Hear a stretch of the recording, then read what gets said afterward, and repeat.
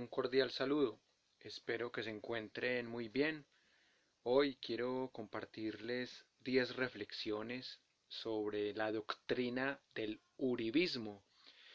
Dícese del uribismo de aquella doctrina política basada en la idolatría a Uribe. Hace 100 años era la doctrina hacia Rafael Uribe Uribe. En este momento, en el siglo XXI, es la doctrina en donde todo lo que diga el Dios Álvaro Uribe Vélez es verdad. Todos los fenómenos políticos y sociales tienen una explicación histórica, politológica, discursiva. Y hoy voy a compartir mi lectura de por qué existe el uribismo en Colombia y en el mundo. En primer lugar, voy a apoyarme en una teoría muy interesante de un señor llamado Joseph Overton, que tiene una teoría que se llama la ventana de Overton. Aquí pueden ver más o menos el esquema de cómo es esta teoría y a partir de aquí vamos a tratar de pensar el uribismo, ya que es una doctrina supremamente interesante para comprender, dado que es el retorno del caudillismo a la política o a la politiquería colombiana. Pueden ver ustedes que no existe el pastranismo, ni el samperismo, ni el gavirismo, ni el barquismo, ni el bentancurismo, ni el turballismo. Así que toca irse muy atrás para comprender por qué la politiquería colombiana volvió a los ismos o a los elementos doctrinales. Porque la idea es pasar del uribismo a la uribelogía, es decir, a la ciencia de Uribe. Ese sería el punto máximo de este estudio que estamos empezando hoy. Porque tradicionalmente se hablaba, por ejemplo, del gaitanismo, o del laureanismo, o del alzatismo, pues los seguidores de Gilberto Alzate Avendaño.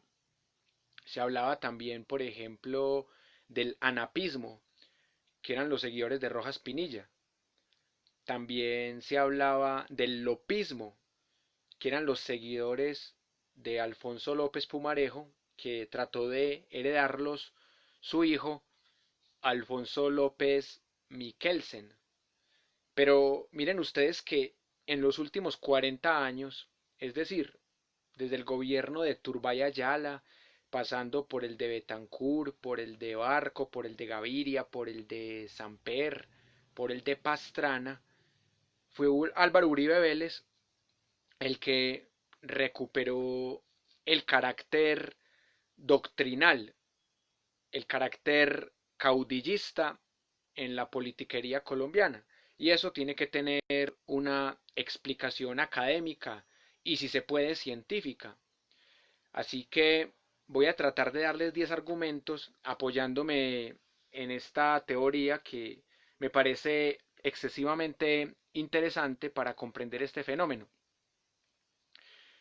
Primero voy a explicarles grosso modo la teoría, para que ustedes vean cómo puede leer uno el caudillismo desde acá. Pueden notar aquí que este cuadrito que ustedes ven acá es la famosa ventana de Overton. Joseph Overton fue un hombre que murió a los 43 años en un accidente aéreo y unos 8 años antes de morir desarrolló esta teoría en su tesis doctoral de Derecho.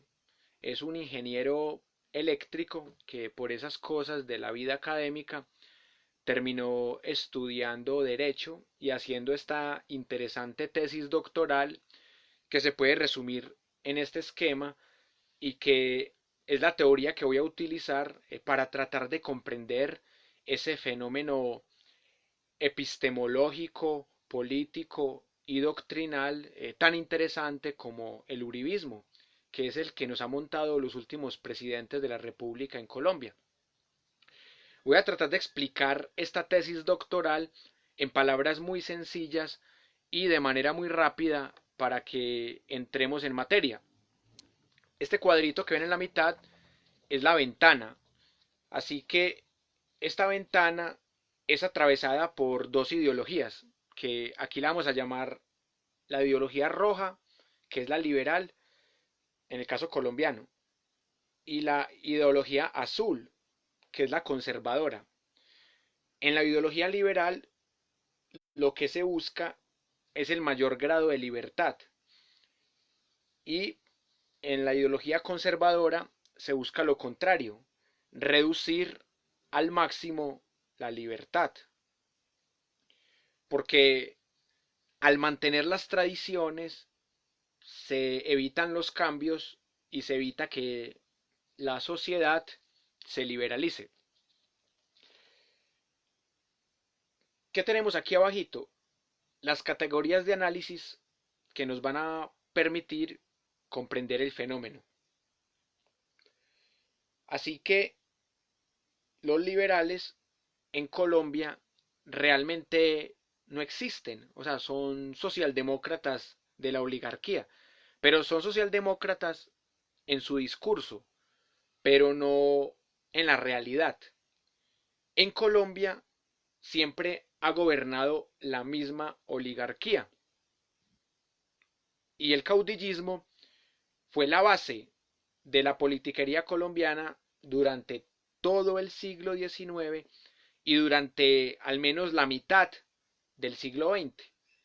Quizás el último gran caudillo fue Rojas Pinilla, y a partir del robo electoral, cuando Misael Pastrana ganó la presidencia, Rojas Pinilla se convirtió en un ídolo de las masas y a partir del fraude fue que nació el M-19.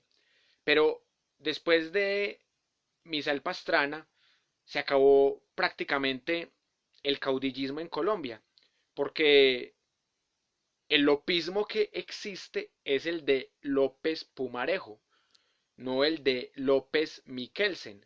No existe el turballismo, no existe el bentancurismo, no existe el barquismo, ni el gavirismo, ni el samperismo, ni el pastranismo. Es más, el santismo tampoco existe, porque Santos no llegó a ser un caudillo.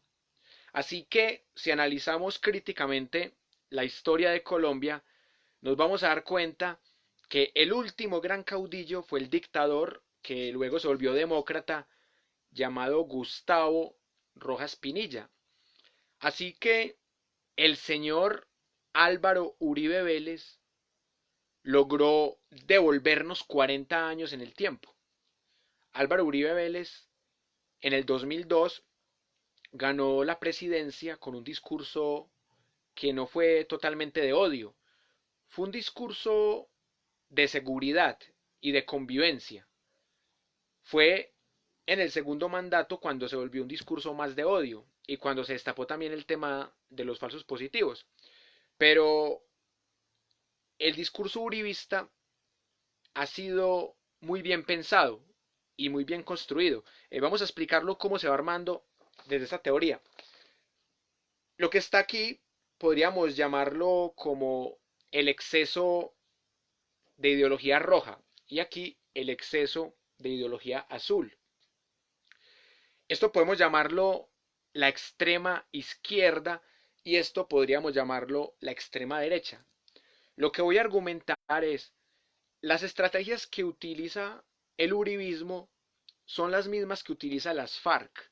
Es decir, estructuralmente hablando, el uribismo y las FARC son exactamente lo mismo. O sea, son estructuras que funcionan con contenidos diferentes, que en apariencia son contrarios, pero que son igual de radicales e igual de falaces. Vamos a meternos primero con el tema del uribismo, aplicándolo a esta teoría. Aquí, en este extremo, vemos lo impensable. Y acá, en este otro extremo, está también lo impensable. El uribismo hace 24, 28 años era algo impensable. O sea, ¿quién era Álvaro Uribe? Era un simple gobernador de Antioquia. Todavía casi nadie lo conocía. Uribe se hizo famoso fue por las Convivir, que fue una institución que creó el señor César Gaviria con un decreto presidencial. Las Convivir fueron las que le dieron fama a Álvaro Uribe Vélez, porque fue el que más las apoyó y fue el que llenó de paramilitares a las Convivir. Y esto hizo que humoristas como Garzón hicieran humor con esto y esto le causó la vida, porque una de las personas que más satirizaba Garzón era a Uribe, con ese famoso personaje sarcástico llamado Godofredo Cínico Caspa, cuando decía Álvaro Uribe es el dictador que este país necesita, lo decía sarcásticamente, y por eso mataron a Garzón. A Garzón lo mataron los paramilitares en cabeza de Carlos Castaño, pero Garzón, más que atacar a Castaño o al paramilitarismo, se había dedicado a atacar la ideología de Álvaro Uribe Vélez. En esa época todavía no existía el uribismo, porque todos los procesos culturales y políticos son lentos. Así que cuando mataron a Garzón, el uribismo estaba por aquí. O sea, vamos a tomar el uribismo como una doctrina que es conservadora en lo religioso, pero que es liberal en lo económico. Vamos a tomar el uribismo como algo que era impensable hace 23, 24, 25 años. Luego llega la etapa en donde el uribismo se radicaliza, que es cuando precisamente se crean las Convivir y el gobernador que más las apoya y que más mete paramilitares, pues como lo demostró Gustavo Petro en el debate de 2007, cuando demuestra cuáles son las relaciones del paramilitarismo en Antioquia con la familia Uribe Vélez. Así que el paramilitarismo se convierte en el primer momento del uribismo. Estoy hablando de 1995 a 1997. Este fue el primer momento del uribismo, es decir, utilizando esta ventana de Overton, el uribismo pasó de algo impensable antes de las Convivir a algo radical, es decir, por aquí. Radical porque inicialmente el uribismo fue netamente paramilitar. Y aquí fue cuando pasaron las famosísimas masacres del Aro y la Granja, cuando pasó el tema de los 12 apóstoles. Así que el uribismo todavía no era una política de Estado. Es más, todavía no existía el uribismo. Existían personas que eran amigas de Uribe, que votaron por Uribe para que ganara la gobernación de Antioquia, que habían votado por Uribe para que fuera senador, pero todavía no existía una ideología política llamada uribismo.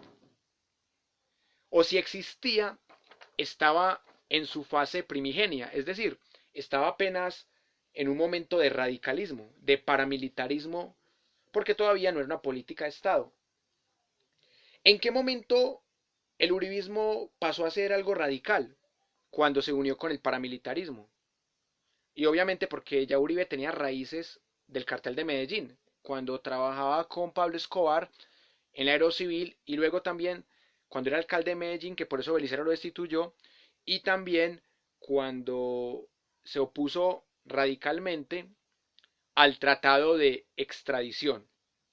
Así que el uribismo pasó a ser algo radical en la gobernación de Antioquia con todas las masacres que ya conocemos y luego el uribismo pasó a ser algo aceptable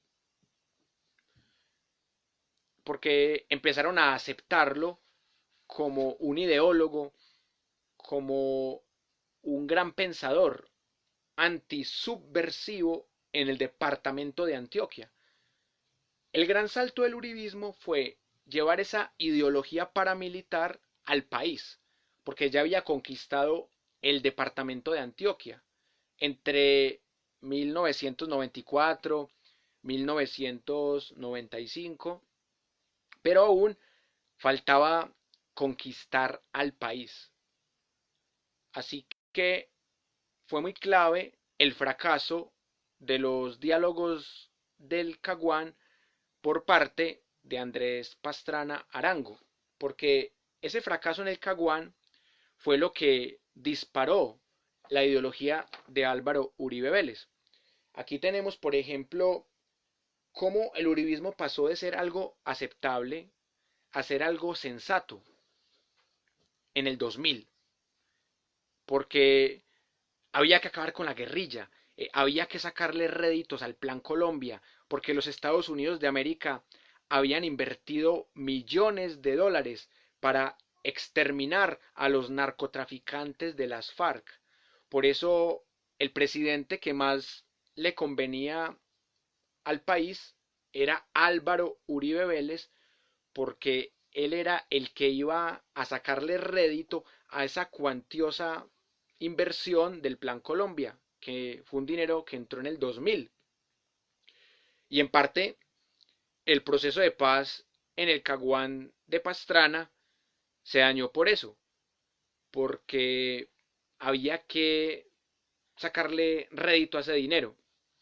Así que así fue como el uribismo pasó de un momento que aquí podríamos llamar radical a un momento aceptable, y el uribismo se volvió algo sensato, porque el uribismo se volvió una política de Estado. En el 2002, cuando ganó la propuesta de plan de desarrollo hacia un Estado comunitario de Álvaro Uribe Vélez, ahí el uribismo se volvió algo sensato, no porque fuera muy racional que digamos, sino porque el paramilitarismo que ya había defendido Uribe se convirtió en una política de Estado. Así que ya Álvaro Uribe no necesitaba de los paramilitares, porque ya tenía a la policía y a los militares. El hecho que Álvaro Uribe ganara la presidencia sobrado ante Horacio Serpa, que entre otras cosas estaba caído por la muerte de Álvaro Gómez Hurtado, por el escándalo del proceso 8000 en el que radicalmente apoyó a Ernesto Samper, hizo que las ideas que Uribe defendía desde la ideología extrema derecha antisubversiva se hicieran sensatas, tanto que ya cabían en el marco de una legítima defensa del Estado, incluso metiéndole hasta un concepto de Estado social de derecho, es decir, recuperar a Colombia de las manos de las FARC, porque con los diálogos del Caguán, media Colombia le pertenecía a las FARC. Aquí fue cuando el uribismo pasó a esta etapa, que es la etapa que llamamos la sensatez. Acá la sensatez en esta teoría se entiende como algo comprensible, como algo legal, porque el último paso entre lo inmoral y lo moral, entre lo legal y lo ilegal, es la sensatez. Cuando una masa considera que algo es sensato, lo apoya. Y en el 2002, la masa que votó por Álvaro Uribe consideró que lo más sensato era una salida militar y que había que exterminar a la guerrilla de las FARC y a las demás guerrillas aprovechando los dineros del Plan Colombia para quedar muy bien ante los patrones del norte, ante Estados Unidos de América. Y así fue como se aplicó este nuevo Plan Cóndor, este nuevo tratado muy propio de la época de la Escuela de las Américas, muy propio de las dictaduras militares de la extrema derecha, y así fue como el uribismo entró en esta ventana, en la ventana de Overton, en la ventana de lo legal. El uribismo en el 2002 se volvió una doctrina legal y de cierta manera legítima. No legítima del todo, porque en Colombia siempre ha habido mucho abstencionismo, pero entró en el marco de la legalidad. Y por eso pasó de ser algo sensato para el elector a ser algo popular. Y aquí fue cuando el uribismo aprovechó toda su magia y medios masivos de comunicación como Caracol, como RCN, entre otros, para difundir esta ideología como una política de Estado y como una nueva semántica del poder. Ya la guerrilla de las FARC no se le decía subversión, se le decía terrorismo. Y periodistas de Caracol, de RCN, de Semana, del Espectador, empezaron a popularizar la lexicología uribista y a decir que todas las de las FARC eran terroristas, que el terrorismo de Estado no existía, que solo existía el terrorismo subversivo, y ahí salió el libro de José Obdulio con la tesis de en Colombia no hay conflicto armado, lo que hay en Colombia es una amenaza terrorista y con los terroristas no se hace negociación. A los terroristas se les derrota militarmente. Así fue como esta idea se volvió popular y entró en el marco de lo legal, entró en la ventana de Overton. Y claro, y esto había que volverlo una política pública, una política de Estado. O sea, ya no podía ser una política meramente de 4 años del gobierno de Uribe. Y había que consolidar este caudillismo con una reelección. Y aquí fue en donde llegó el escándalo de la parapolítica y el escándalo de la política, que fue la compra de la reelección, con la intención de perpetuar a Álvaro Uribe en el poder. Y de no ser por la corte, Uribe hubiese sido presidente otra vez, no Santos, y así probablemente no hubiera habido proceso de paz, porque todo iba camino a una verdadera dictadura. Pero, ¿qué fue lo interesante acá? Que se llegó al punto máximo de legalidad. Este es el punto máximo de legalidad. Cuando lo que era impensable se vuelve radical, lo que era radical se vuelve aceptable, lo que era aceptable se vuelve sensato, lo que era sensato se vuelve popular y lo que era popular en medios de comunicación se vuelve política. Y ya no solo una política de gobierno, sino una política de Estado, porque Uribe se reeligió con la trampa de la política y se iba a intentar reelegir, pero al no poderse reelegir, Uribe nombró como su designado, como su títere, a Juan Manuel Santos, para que Juan Manuel Santos fuera el que continuara con esta política de seguridad democrática y así mantuviese los tres famosos huevitos de Uribe, que son seguridad democrática, confianza inversionista y cohesión social. La seguridad democrática, entendida como el paramilitarismo avalado como una política de Estado, la confianza inversionista como dejar que las multinacionales tengan todas las concesiones, algo que no es nuevo en Colombia, y la cohesión social como mantener a la gente tranquila con ciertos elementos populistas y ciertos programas como Familias en Acción. Ahí estaba ya el uribismo convertido en una doctrina, en una política pública, en una política de Estado que el señor Juan Manuel Santos traicionó, para fortuna de la democracia.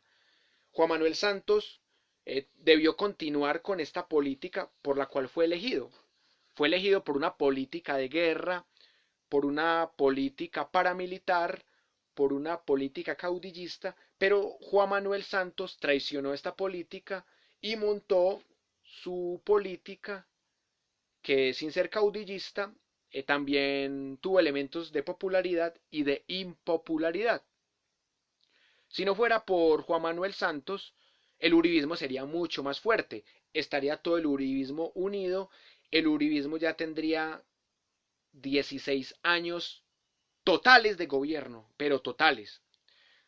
Los únicos 8 años sin uribismo fueron gracias a que Santos rompió esta ventana, una ventana que también fortaleció el uribismo, porque mientras que Santos gobernaba, el uribismo no dejaba de fortalecerse, aprovechándose ya no solamente del chivo expiatorio del proceso de las FARC, sino también aprovechándose de la poca favorabilidad que tenía Juan Manuel Santos, porque realmente nadie quería a Santos. La gente que votó por Santos la primera vez fue por Uribe, y la gente que votó por Santos la segunda vez fue por odio contra Uribe, no fue por amor a Santos, fue por odio contra Uribe y porque había cierta creencia en el proceso de paz que unió a sectores que generalmente viven separados, como el Polo, como el Partido Verde, como sectores del Partido Liberal. Pero solo eso pudo frenar un poco la doctrina uribista. Sin embargo, del 2016 para acá, el caudillo Álvaro Uribe Vélez se reinventó. Y fue porque conquistó los sectores hegemónicos que ayudan a consolidar el caudillismo y el poder. Álvaro Uribe conquistó ciertas iglesias católicas y protestantes. Y por eso ganaron el plebiscito. Dado que se inventaron el tema del rayo homosexualizador de los acuerdos de paz, del ateísmo que supuestamente se iba a fundamentar, del comunismo que iba a entrar con las FARC y con este tema de la ideología de género, que fue un invento también de la extrema derecha para atacar esos movimientos progresistas y alternativos de minorías sexuales y de feminismo, entre otros, fue con esas mentiras como el caudillo Álvaro Uribe Vélez y apoyándose en la Iglesia Católica, entre otros, y en el Partido Conservador, ganándose el apoyo del Partido Conservador, fue como Álvaro Uribe no solo ganó el plebiscito de 2016, sino que también ganó la presidencia con el señor Iván Duque Márquez, ganó el Congreso teniendo mayorías en su centro democrático y ganó la consulta anticorrupción. Digo que la ganó porque la consulta anticorrupción no pasó el umbral. El que apoyó la consulta anticorrupción, así fuera por diplomacia, fue Iván Duque, pero Uribe no quiso apoyar la consulta anticorrupción y se salió con la suya Uribe porque la consulta anticorrupción no pasó el umbral. Así que tras la dura derrota en el 2014 del uribismo y tras la traición que Santos le hizo a Uribe en el 2010, el uribismo tuvo que reinventarse. Pero el uribismo nunca perdió sus ideales, nunca perdió estas estructuras. El uribismo tuvo que volver a sus bases, tuvo que volver a sus bases radicales, por ejemplo las Águilas Negras, por ejemplo los grupos de neonazis bogotanos de extrema derecha. O sea, el uribismo tuvo que volver a la Iglesia Católica, tuvo que volver a los grandes empresarios, tuvo que robársele mercenarios del partido de la U, de Cambio Radical, del liberal y del conservador a Santos, para poder recuperar el poder total. Porque el uribismo nunca perdió el poder totalmente, porque en el Congreso siempre primó el uribismo. Así el presidente fuera Juan Manuel Santos, el Congreso siempre fue en su mayoría uribista. Así que si analizamos críticamente esta doctrina del uribismo, podríamos notar que el uribismo, tras los golpes de 2010 y 2014, en el 2016 el uribismo dio un golpe de autoridad con el que recuperó su hegemonía en el país de la patria boba. Porque miren, aquí tenemos lo impensable. O sea, el uribismo no cayó hasta el rincón del impensable. O sea, el uribismo siempre se quedó en lo radical y en lo aceptable. Y con ideas radicales contra el proceso de paz y contra ideas aceptables, aprovechándose de la mala imagen de Santos, de la mala imagen de las FARC, Uribe pudo conquistar el poder otra vez. Así que estamos hablando de un caudillismo supremamente bien hecho, supremamente bien fundamentado, que utiliza muy bien estas teorías del poder, porque el uribismo depende del odio contra algo. Es una doctrina basada en la idolatría de la figura de Álvaro Uribe Vélez, pero depende del odio contra algo. Inicialmente el odio contra las FARC, luego el odio contra Santos, luego el odio contra Petro y contra Maduro en Venezuela. Si no fuera por esos odios, el uribismo no existiría. E históricamente en Colombia el caudillismo siempre se fundamentó en odios. Las 9 guerras civiles en Colombia se fundamentaron en odio contra los federalistas, en odio contra los centralistas, en odio contra los conservadores, en odio contra los liberales, en odio entre los mismos liberales cuando eran draconianos y gólgotas, en odio entre los mismos conservadores cuando eran nacionalistas e históricos. El caudillismo siempre se basa en odiar algo. Donald Trump ganó la presidencia con odio. Bolsonaro ganó la presidencia con odio. El odio es la mejor estrategia para montar una política caudillista. Y el odio hay que volverlo algo legal. Y eso fue lo que hizo Álvaro Uribe Vélez en el 2002. Ese odio que le tenía a la guerrilla lo volvió legal. Y ya no tuvo que recurrir al paramilitarismo directamente para atacar ese odio. Al tener la presidencia de Colombia, al tener la policía y los militares para que cometieran sus falsos positivos, ya los paramilitares se volvieron innecesarios en el sistema uribista. Por eso a la mayoría de cabecillas paramilitares las extraditaron en el gobierno de Uribe porque el paramilitarismo ya no era necesario porque ya el paramilitarismo estaba metido en el DAS, en el Congreso y en todos los sectores uribistas. Los más de 60 parapolíticos, el DAS que tuvo que eliminarse porque se llenó de paramilitares, ya no había necesidad de tener un paramilitarismo más allá del mismo Estado. Por eso el uribismo, al volverse una doctrina legal en el 2002, popular, una doctrina sensata para los de la extrema derecha, triunfó. Y en este momento el uribismo no necesita del paramilitarismo como antes del 2002. O sea, ya no necesita un paramilitarismo que dañe un proceso de paz. Ya con falacias y con manipulaciones como lo del rayo homosexualizador, como el tema de las abejas castrochavistas, como el tema de que Colombia se va a convertir en una segunda Venezuela. Con ese tipo de mentiras, el uribismo pudo ganar la presidencia, pudo ganar mayorías en el Congreso y en este momento el uribismo está tratando de reinventarse tras el tema del IVA, porque recordemos que Uribe trató de ponerle IVA a los productos de la canasta familiar en su primer gobierno y gracias a la Corte Constitucional no lo pudo hacer.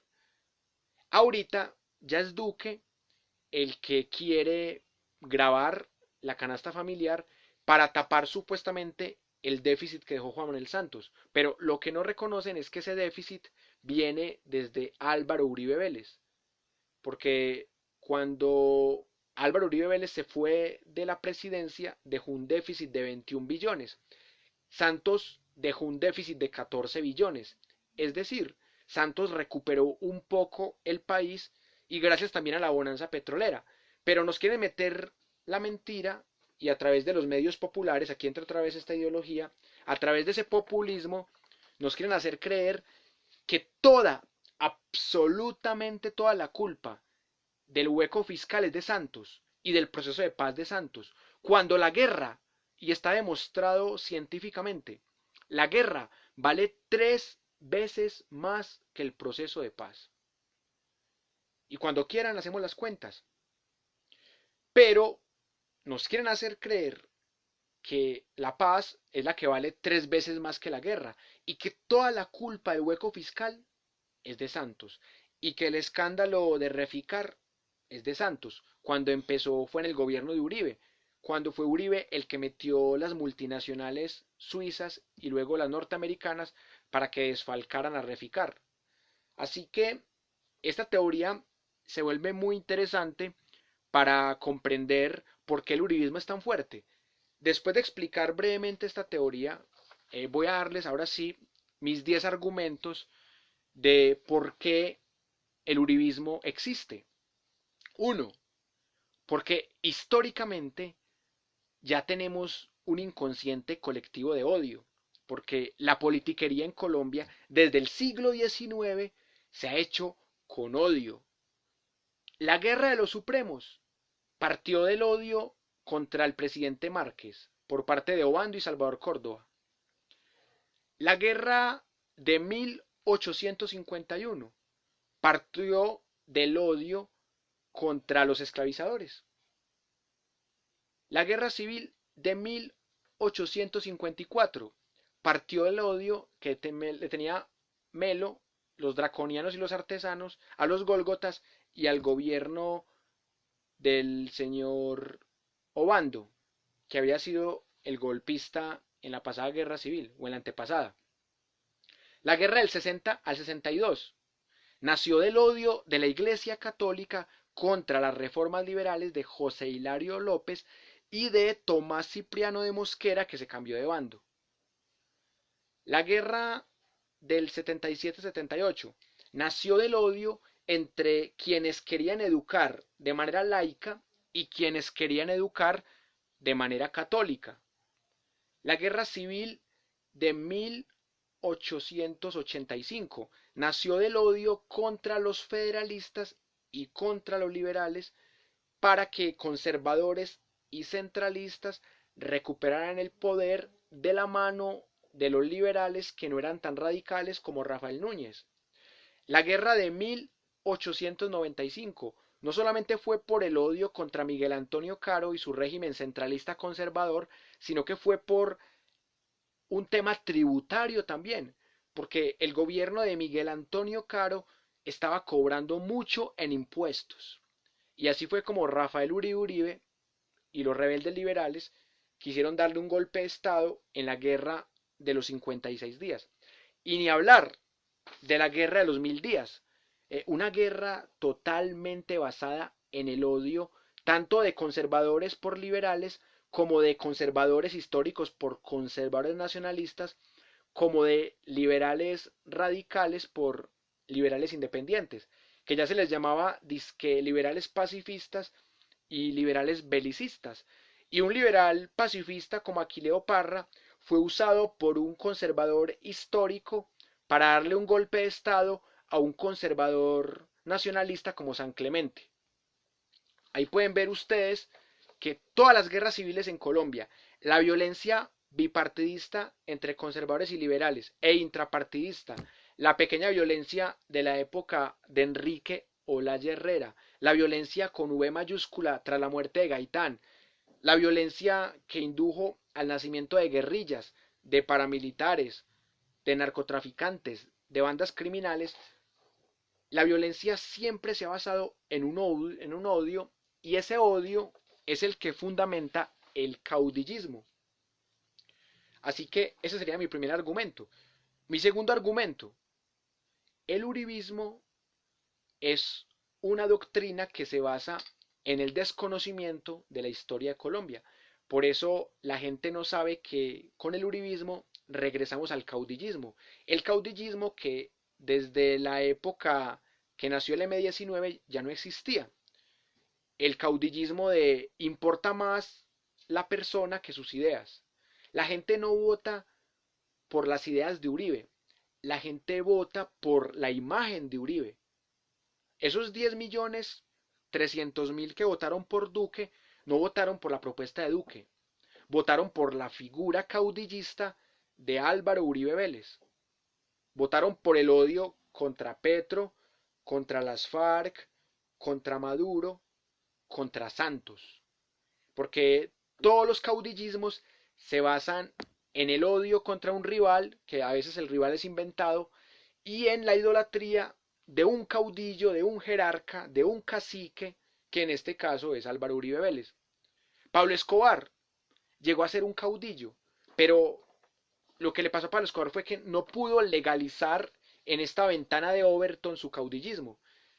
Si Rodrigo Lara Bonilla no denuncia a Pablo Escobar perfectamente pudo ser presidente de Colombia y limpiar lo que hizo Uribe, limpiar todo cuando llegó a la presidencia y aprovecharse del fuero presidencial.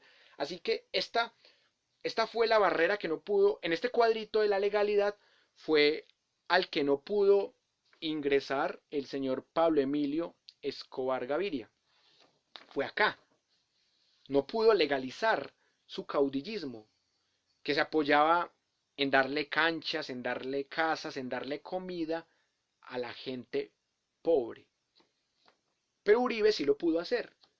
Cuando Uribe ganó la presidencia, logró normalizar el paramilitarismo. Lo normalizó tanto que mataron 10.000 inocentes y los presentaron como guerrilleros, y hay gente que le parece eso normal.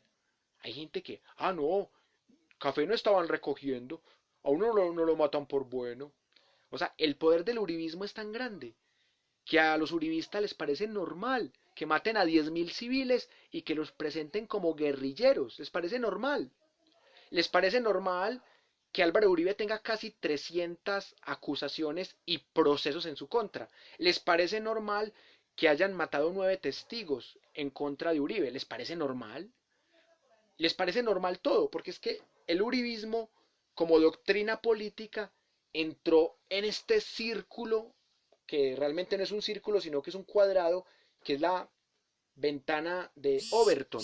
Se legalizó el paramilitarismo como política de Estado. Es que los paracos son los que cuidan el barrio. Eso era lo que decían en la época de las convivir. Es que los paracos son buenos porque matan a los delincuentes y los guerrilleros. Es que los paracos son los que ayudan a limpiar la sociedad. Es que los paracos pueden llegar al Congreso. Los paracos pueden inundar el DAS. Los paracos pueden llegar a la Casa de Nariño. O sea, el paramilitarismo se normalizó totalmente, como ya había pasado en la época de los pájaros, de los chulavitas, de los antichusmeros, de los aplanadores. No es la primera vez que el paramilitarismo se normaliza en Colombia. En la época de la violencia con V mayúscula, tras la muerte de Gaitán, y paradójicamente en el marco del régimen de Laureano Gómez y de Rojas Pinilla, el paramilitarismo se normalizó también. De ahí nace la obra Cóndores no entierran todos los días de Gardiazabal. O sea, es una normalización del paramilitarismo como política de Estado. Así que no me extraña que el uribismo tenga tanto poder. Tercer argumento, el uribismo es una doctrina excesivamente bien pensada. El hecho que esté llena de falacias, el hecho que esté llena de mentiras, no quiere decir que no sea algo muy bien pensado. Porque está la estrategia que enuncia, por ejemplo, Noam Chomsky, de crear un problema y de presentarse como la solución al problema. Les pongo 3 ejemplos. Cuando pasó el tema del Caguán, que lo sabotearon los paramilitares, entonces de una se presentó el uribismo como solución para acabar con la guerrilla y para que la plática del Plan Colombia no se perdiera. Segundo ejemplo, cuando Santos traicionó a Uribe. Entonces, esa supuesta traición se convirtió en una excusa para que dijeran que Santos no era uribista y que había que ganarle a Santos la presidencia.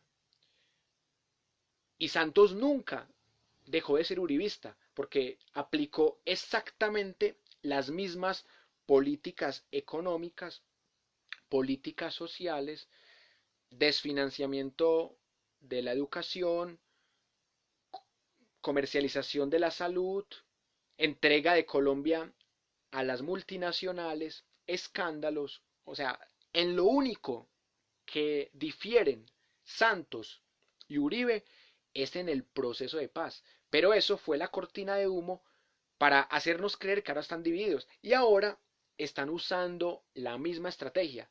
Le echan la culpa solamente al gobierno de Santos del hueco fiscal, graban la canasta familiar echándole la culpa a Santos y Uribe desde el Congreso se opone a que le pongan impuestos a la canasta familiar y entonces ya con esa falsa disyunción nos van a hacer creer que es que Uribe es el bueno y que Duque es el que se le está torciendo a Uribe y que las medidas impopulares que haga Duque, Uribe las va a salvar. Entonces, de nuevo Uribe entra como el Mesías, como el Salvador, como el que va a dejar todo en orden. Es que el uribismo es una cosa muy bien pensada y por eso es tan interesante analizarlo. Cuarto argumento. El uribismo, al ser una doctrina, tiene todos los elementos de una religión. Tiene un Dios y Mesías que es Uribe. Tiene unos apóstoles que son los del Centro Democrático. Tiene unos símbolos. Por ejemplo, el tema de creer ciegamente en la mano firme, o sea, el tema de la mano firme, que es algo que usaban mucho los fachos. Y también tiene una especie de ideología regionalista. O sea, no voy a decir acá pues que es por culpa de los antioqueños, pero el uribismo también se ha fortalecido en esos antiguos odios regionales entre Antioquia, Bogotá, y es algo que nos indujo en el siglo XIX a guerras civiles. Y no es casualidad que el uribismo sea tan fuerte en Cúcuta y en Antioquia. ¿Por qué es tan fuerte el uribismo en Cúcuta y en general en norte de Santander? ¿Por qué? Porque es la frontera con Venezuela. ¿Y por qué el uribismo es tan fuerte en Antioquia? ¿Y por qué el uribismo no es tan fuerte en Bogotá? Porque si fuera por Bogotá, el presidente sería Gustavo Petro y en primera vuelta el presidente sería Sergio Fajardo. O sea, el uribismo no ganó por Bogotá. El uribismo en gran parte ganó por norte de Santander y por Antioquia. Y es por esto, porque en Antioquia ha habido esa tendencia al conservatismo, al centralismo, a la derecha, a no me importa con quién te metas en la cama desde que no te metas en mis negocios, a el mero macho, pues el arriero que colonizó desde el Chocó hasta Manizales, el arriero de la colonización antioqueña del siglo XIX, el paisa que habla duro y que tiene los pantalones bien puestos y que habla montañero y que es el orgullo del país. Entonces, ese regionalismo también ha sido usado estratégicamente por el uribismo. Quinto argumento, volver pensable lo impensable. Como les decía ahorita, hace 23, 24 años era impensable pensar en que se recuperaría ese caudillismo, en que Uribe iba a dar pie al uribismo. No existía ese caudillismo ya en Colombia. Les repito, no existía ni el pastranismo, ni el samperismo, ni el gavirismo, ni el barquismo, ni el betancurismo, ni el ayalismo. No existía. O sea, Uribe lo que hizo fue volver pensable de nuevo el caudillismo en Colombia. Logro, y eso sí hay que reconocérselo, logro de Álvaro Uribe. Sexto argumento, el radicalismo. Ese radicalismo que se había perdido, el uribismo lo recuperó. Ese radicalismo de aliarse con la Iglesia Católica para decir que ese plebiscito era un rayo homosexualizador si se votaba así, para decir que Colombia se iba a volver como Venezuela, para decir que Colombia estaba en manos del comunismo, de las FARC, en manos de los ateos. El uribismo se aprovechó muy bien de los radicalismos, radicalismos de la iglesia, radicalismos de los magnates que quieren cuidar su tesoro, radicalismo del colombiano promedio que detesta a los ateos, que detesta a los socialistas, que detesta a los gays. Y con toda esa estrategia de radicalismo ganaron el plebiscito, ganaron mayorías en el Congreso y ganaron la presidencia con el señor Iván Duque Márquez. Aquí ya sería el séptimo argumento, la aceptación. No solamente se trata de crear radicalismo, sino de lograr que ese radicalismo se acepte. Y la gente acepta el radicalismo, tanto que la gente acepta que maten 10.000 civiles y que eso sea normal. En este momento, ¿quién está haciendo marchas por los 10.000 muertos en falsos positivos? Nadie. En este momento la marcha es por la educación, pero ya casi nadie se acuerda de los falsos positivos. Además porque es algo muy bien decorado. No lo llaman terrorismo de Estado, ni lo llaman crímenes extrajudiciales o crímenes de lesa humanidad, sino que lo llaman falsos positivos. Así como lo llamaban Proceso 8000. No van a decir que el cartel de Cali montó a Samper con plata, no. Van a decir Proceso 8000. Y con eso emboban a la gente y hacen que la gente acepte las ideas. Y así las ideas sean radicales. Pero la gente las acepta porque ya está radicalizada y por eso mismo se vuelven ideas populares.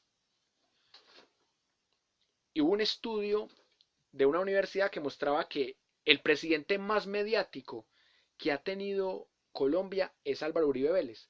Y hasta los opositores le hemos hecho propaganda a Álvaro Uribe Vélez gratis. Por eso Álvaro Uribe tiene todo el sistema perfecto para seguir siendo un caudillo muy poderoso en Colombia. Y por último, convertir en política de Estado, no de gobierno, convertir en política de Estado el odio personal contra no solamente la guerrilla de las FARC y las otras guerrillas, sino contra cualquier pensamiento divergente. Así que es una guerra que no solamente es contra las guerrillas, sino contra todo el que piense distinto. Un profesor piensa distinto, es un calumniador, es un vocero del terrorismo, un defensor de derechos humanos, es un guerrillero de civil, un estudiante que protesta, es un pequeño terrorista. Desde el discurso y a través de los medios populares y del populismo se va creando la idea de que el paramilitarismo debe ser una política de Estado y que todo el que piense distinto a esa idea paramilitar merece ser llamado terrorista, merece la muerte, lo mataron por estar cogiendo café, es un buen muerto, es un pobre no heterosexual que está contagiado de castrochavismo y de rayos homosexualizadores y no merece la vida.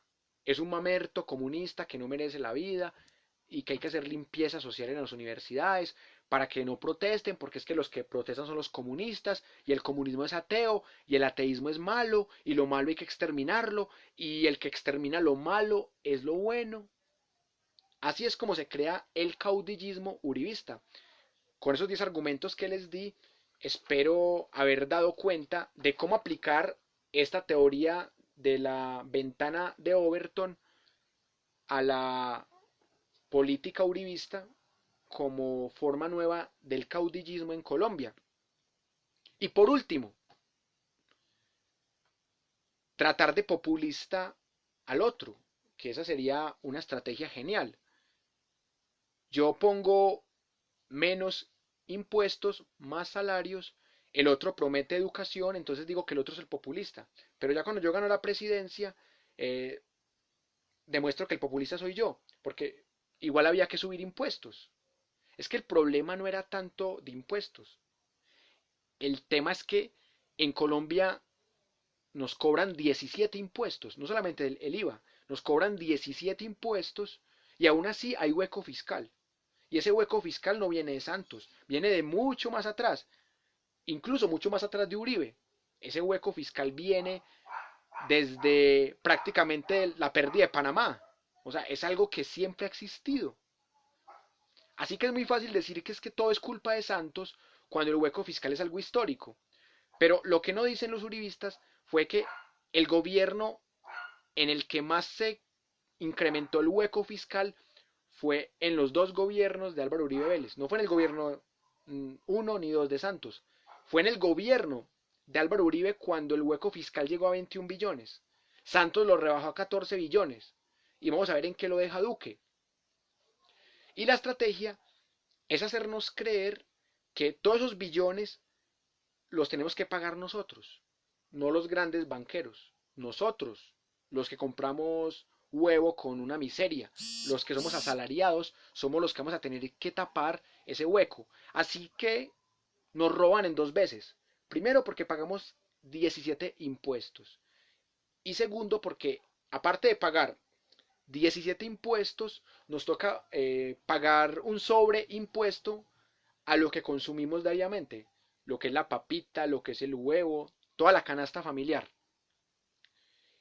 Y como el uribismo es una religión, una doctrina tan bien consolidada, vuelven a apelar otra vez a estos mecanismos para volver a perpetuarse en el poder. En el 2022 van a decir que Duque es un traidor, que Duque fue el que destruyó la economía, que Duque fue el que grabó la canasta familiar, o sea que, mejor dicho, el ministro de Hacienda lo puso fue Duque, cuando lo puso fue Uribe, van a decir que no, que hay que votar por el que diga Uribe, que para tratar de reemplazar con honor al títere de Duque, y de nuevo van a llegar las mentiras, que Colombia se va a volver como Venezuela, que existen unas ovejas castrochavistas que pican a los uribistas porque los petristas se las echan encima, entre otras cosas. Y con esto remato. El petrismo no existe. O sea, a diferencia del uribismo, el petrismo no existe. O sea, no existe una adoración por la figura de Petro. Existe una simpatía por las ideas de Petro. Petro tiene contradictores en la izquierda y en su mismo partido. Petro no pretende ser un caudillo como Uribe, porque a él no le gusta que se hable de petrismo. Algunos se consideran petristas y algunos uribistas, a todos los opositores de Uribe lo llaman petristas, pero realmente el petrismo no existe, porque el petrismo no está pasando todavía por esos procesos. O sea, el petrismo existe apenas una fase de pensar una Colombia humana, o sea, apenas está aquí. Todavía falta un movimiento radical que apoye a Petro, falta todavía una aceptación de las ideas de Petro, falta una sensatez estatal legalizada en el pensamiento de Petro. Hace falta una popularización del tal petrismo, hace falta una consolidación de un gobierno que llegue a la presidencia. O sea, para poder que exista el petrismo, tiene que haber un presidente y que luego ese presidente monte otro presidente con ideas caudillistas. Puede que en unos 15 o 20 años exista algo que se llame petrismo y que Petro monte presidentes, pero por ahora eso no existe. Existe el antiuribismo, porque todo caudillismo tiene su anticaudillismo. El uribismo existe desde la época de Rafael Uribe Uribe, que ese fue el primer uribista, Rafael Uribe Uribe, que participó en 3 guerras civiles y que murió cuando estaban en el gobierno de José Vicente Concha, político que él había apoyado. Pero el uribismo moderno, que es el de Álvaro Uribe, fue un proceso de más de 20 años. Y ese proceso no lo tiene Petro. O sea, Petro apenas está ganando adeptos. Pero como el ser humano es tan religionario y tan dogmático, puede que en 20 años exista el petrismo. Pero todavía no existe el petrismo. Los que votaron por Petro, pues no todos, pero 2, 3 millones de los que votaron por Petro, puede que en 4 años voten por Fajardo, o puede que voten por De la Calle, o pueden que voten por Claudia López. O sea, el petrismo no existe todavía, ni mucho menos como idea caudillista. En conclusión, el uribismo es una doctrina muy bien fundamentada, tiene historia. Desde esta teoría se explica perfectamente el uribismo. El uribismo pasó por este proceso hasta convertirse en algo legal y en algo legítimo para muchas personas. Es una religión, es algo que está basado única y exclusivamente en la figura de Álvaro Uribe Vélez. Algo que no pasa ni con Santos, ni con Petro, ni con Mocus, aunque existen los mocusianos, pues, pero es más una admiración intelectual por las ideas de Mocus que un caudillismo, pues, propio como esos del siglo XIX o como esos de la época de Gaitán. O sea, no existe un caudillismo diferente a la figura de Álvaro Uribe Vélez que en este momento nos ha montado el presidente de Colombia. Por lo tanto, invito a las personas que llegaron tarde a que miren la repetición de este pequeño análisis. Espero que les haya gustado. Los invito a que lean esta teoría, que es muy interesante, de Joseph Overton, un hombre que apenas vivió 43 años, pero que le alcanzó la vida para hacer una tesis doctoral muy interesante como esta. Y también fue un ingeniero eléctrico, para que vean que se pueden combinar las humanidades con las matemáticas y con la ingeniería. Un ingeniero eléctrico que hizo un doctorado en Derecho hizo esta teoría tan interesante que hoy nos sirvió para explicar técnicamente el fenómeno caudillista del uribismo. Muchas gracias por su atención, espero que se encuentren muy bien y nos vemos luego.